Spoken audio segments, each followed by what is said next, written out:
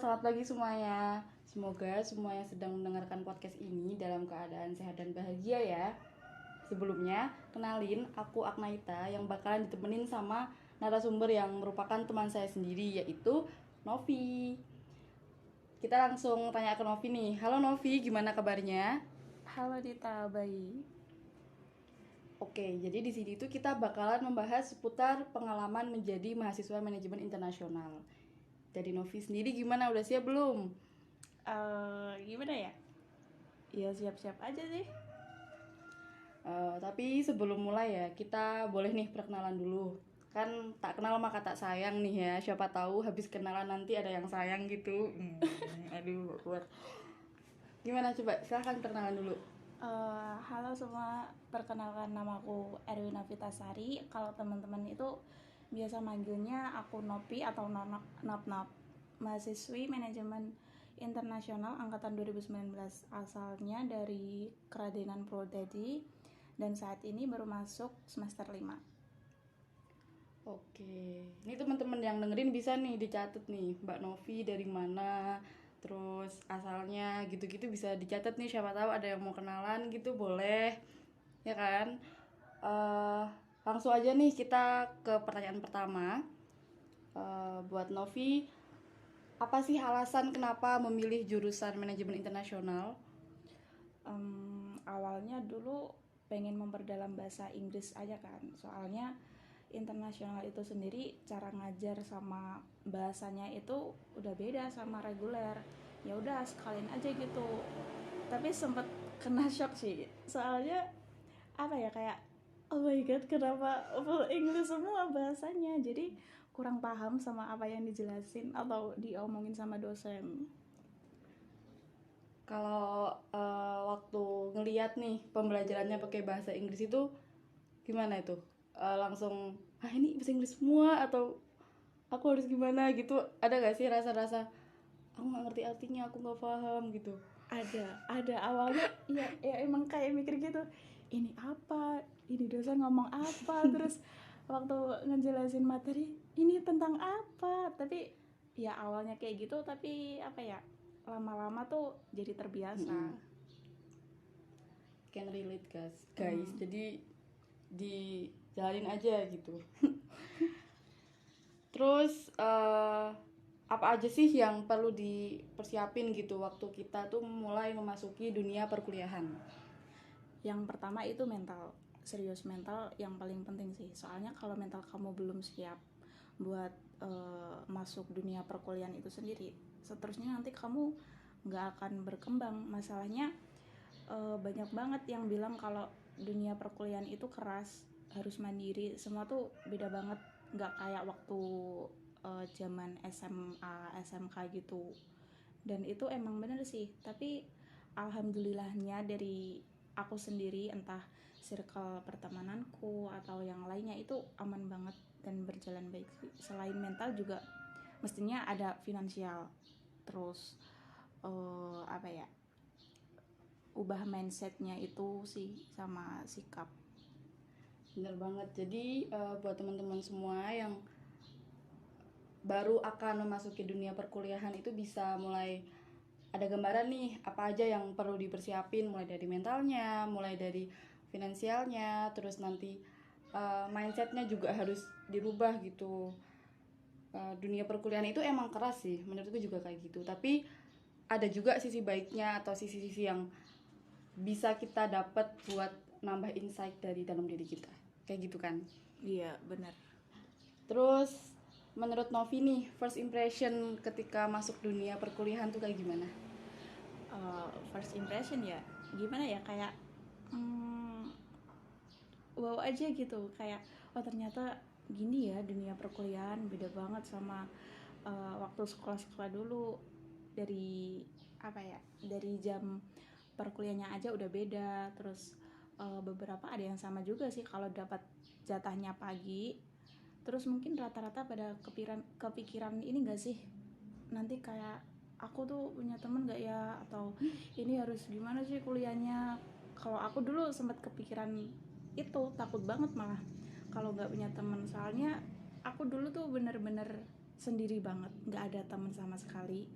yang ada tuh ya aku cuma kenal mereka ya nama doang. Itu pun teman-teman yang aku kenal akhirnya beda kelas sama aku, ya mau nggak mau aku harus nyari teman lagi dari kelas yang sama.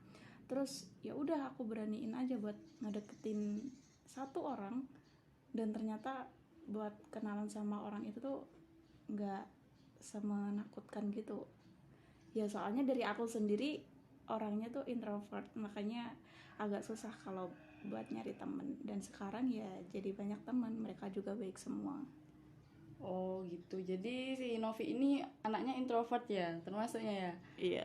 Nah nih buat temen-temen nih yang mungkin punya keresahan yang sama kayak nanti aku masuk kuliah tuh ada temennya nggak ya gitu, bisa nih dapat wawasan dari Novi kalau misalnya cari temen tuh nggak semenakutkan yang dibayangin gitu, karena teman-teman kuliah juga bakalan baik kalau kita berada di circle yang benar seperti itu. Jadi juga harus pintar-pintar cari circle mana yang bisa diajak ke hal-hal yang baik kayak gitu, dan nggak perlu takut buat ngerasa nggak punya temen dan lain-lain. Dan semisal kita harus kenalan sama orang pun, kalau misalnya takut nih ya, kalian bisa ya mencoba untuk memberanikan diri gitu, harus keluar dari zona nyamannya gitu, jangan diem aja atau pasrah aja sama keadaan kayak gitu. Benar-benar. Terus aku juga mau tanya nih, coba ceritain dong kehidupan kuliah dari semester 1 terus ke semester selanjutnya sampai sekarang nih semester 5, gimana rasanya coba? Aduh, ini sih agak terlalu dramatis sih. Ya nggak dramatis banget.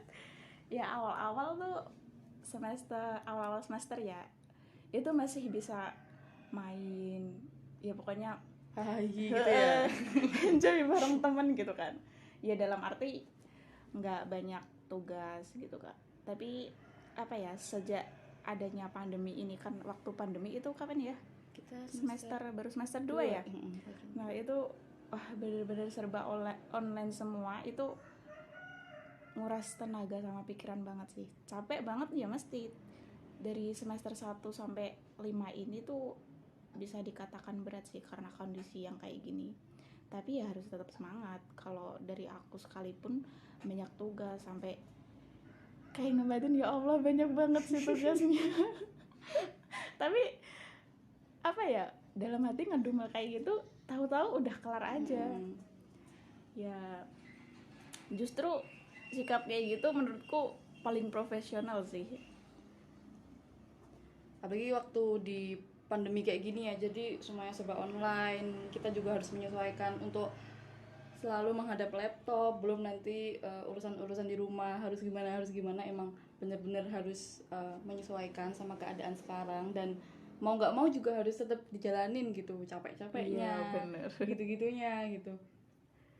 Terus aku juga mau tanya nih, kesulitan yang mungkin dihadapi selama kuliah, dan juga gimana sih caranya untuk menangani kesulitan yang dihadapin kayak gitu, Novi?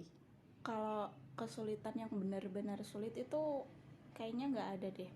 Ya mungkin kebanyakan capek tugas kuliah, belum lagi kegiatan organisasi yang mestinya tuh juga ada tuntutan.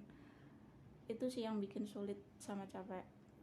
Ada satu kesulitan dulu, yang mana tugas kuliahku sama kegiatan organisasi itu sempat kayak bertabrakan gitu. Jadi yang tugasnya itu deadline-nya segini, terus sama kegiatan organisasinya juga harus gini, hampir berbarengan kayak gitu. Sempat bingung sih, kayak aku tuh harus apa, harus gimana, terus gimana cara nyelesainnya. Kayak apa ya, kayak ibaratnya tuh dalam satu waktu ada 2 bom yang jatuh bersamaan. Aduh, berat nih, berat. Aduh. Udah sempet nangis sampai cerita ke orang tua. Ya alhasil sih dari itu apa ya, perlahan-lahan aku buat schedule untuk nyelesain itu semua. Pokoknya dibuat time schedule gitu, yang mana sekiranya urgent atau deadline-nya mepet, itu ya udah dikerjain dulu.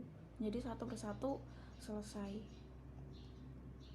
Oke, berarti poin yang aku dapat itu dari kesulitan itu kita bisa bikin plan schedule gitu ya. Jadi Iya benar.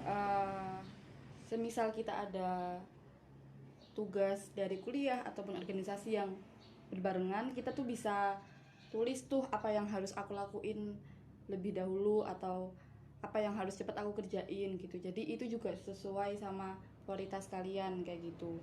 Kan setiap orang beda nih, ada yang memprioritaskan kuliah itu yang pertama, ada juga yang organisasi pertama. Jadi semua itu balik ke diri kita sendiri, dan kita sebagai mahasiswa harus pintar-pintar juga bisa buat manage waktu kita gitu. Mana yang sekiranya memang harus diprioritaskan terlebih dahulu, seperti itu. Kemudian lanjut nih ke pertanyaan selanjutnya. Dari Novi, apa aja sih yang didapat selama kuliah nih? Pengalaman sih, itu pasti banget. Pengalaman baik di luar kampus atau di dalam kampus itu banyak banget kok yang bisa didapat. Relasi juga banyak. Terus dari relasi itu tuh kita bisa tukar cerita atau apa biar mindsetnya terbuka. Kalau misal dari kampus sendiri itu contohnya kayak webinar itu nanti bisa kita dapat ilmunya, sertifikat atau benefit lainnya lah. Apalagi ya, banyak pokoknya dari apa yang kamu miliki sebelumnya itu bakal bertambah ketika udah masuk perkuliahan. Jadi ilmu-ilmu yang kita dapat itu bakal di perkuliahan lebih bisa keasah juga kan ya. Iya. Terus tadi aku dengar kan dapat relasi baru nih. Ada nggak sih relasi itu jadi jodoh atau siapa gitu yang Novi dapat gitu selama kuliah? Kalau itu sih, kalau dengar ya ada yang seperti itu. Aduh. Ada. Gitu bahkan, ya, biasanya cinta di perkuliahan gitu banyak ya? Banyak. Terus, waduh ini kita udah di pertanyaan terakhir nih, nggak kerasa ya ternyata. Iya, wah. Memang mantap sekali nih teman saya ini. Oke, ini kita ke pertanyaan terakhir. Aku mau tanya buat Novi nih, berikan pesan untuk mahasiswa baru yang baru akan masuki dunia perkuliahan. Silahkan. Untuk kalian nih mahasiswa baru, jangan takut karena dunia perkuliahan itu nggak semengerikan itu dan asik banget. Pokoknya kalian bisa senang-senang sekaligus menikmati masa remaja beranjak dewasa nih, dan kalian nggak bisa menikmati masa itu dimanapun kalau bukan di perkuliahan. Tapi ya tetap semangat dan berjuang sampai mimpi tercapai. Kalau lelah sama capek apapun itu, istirahat. Meskipun di bayangan awal kalian bisa masuk kampus, kuliah, ketemu teman, tapi karena keadaan seperti ini jadi nggak bisa kan, ya nggak apa-apa. Kalian masih bisa menikmati masa kuliah itu, dan tentunya tuh ya bakal berbeda gak sih dari biasanya. Mungkin cukup itu sih pesan aku untuk mahasiswa baru. Oke. Atau mungkin masih banyak yang jadi pertanyaan kalian. Nanti bisa chat ke aku atau gimana, terserah. Oke, baik. Jadi ini semua pertanyaan udah dijawab nih ya. Dari teman-teman semua yang mendengarkan, semoga bisa mendapatkan insight atau wawasan yang luar biasa nih dari teman aku, Novi. Dan untuk Novi, terima kasih untuk waktunya dan juga sharing-sharingnya. Dan dari aku pribadi juga minta maaf kalau misalnya ada salah atau kurangnya. Seperti itu ya. Terima kasih ya Novi. Terima kasih kembali Nita. Oke.